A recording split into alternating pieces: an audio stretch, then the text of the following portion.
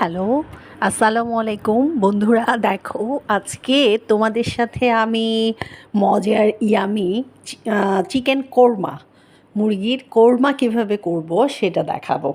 দেখো, প্রথমে এখানে আমি পেঁয়াজগুলো কেটে নিয়েছি, তার মধ্যে আদা বাটা, রসুন বাটা, এগুলো অ্যাজ ইউজুয়াল যেগুলো গরম মশলা, এগুলো মশলা যেগুলো লাগে সেগুলো তো দিয়েই দিচ্ছি।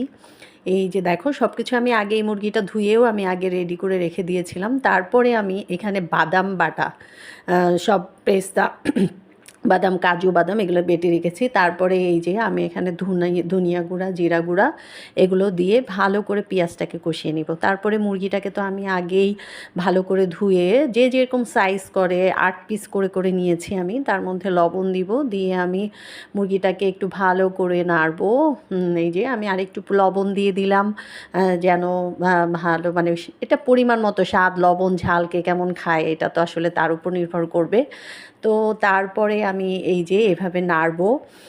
নাড়ার পরে এখানে আমি যেটা টক দই ইউজ করব না, কারণ টক দই ইউজ করলে একটু তিতা তিতা লাগে, অনেকে জানে নাকি। পাউডার দুধ আমি একটা গুলিয়ে রেখেছিলাম, এই যে আমি পাউডার দুধ একটু দিয়ে দিলাম আগে। তারপরে আমি আরও পাউডার দুধ ইউজ করবো। আমি এখানে বারবার পাউডার দুধই ইউজ করব টক দইয়ের বদলে। তো মানে চিকেন রোস্টের জন্য আসলে আমরা টক দইটা ইউজ করি, বাট কোরমার জন্য আমাদেরকে পাউডার দুধ ইউজ করলেই বেশি ভালো। এটা আসলে যার যেমন স্বাদ, এটা সেভাবে করে। তারপরে আমি কিছুক্ষণ নাড়বো। নাড়ার পরে এইভাবে যখন একটু তেল টেল উঠে আসবে, তারপরে আমি এর মধ্যে কয়েকটা কাঁচামরিচ ছিটিয়ে দিলাম। দেওয়ার পরে এই যে আমি আরও কিছু দুধ গুলিয়ে তার মধ্যে আবারও দিয়ে দিলাম।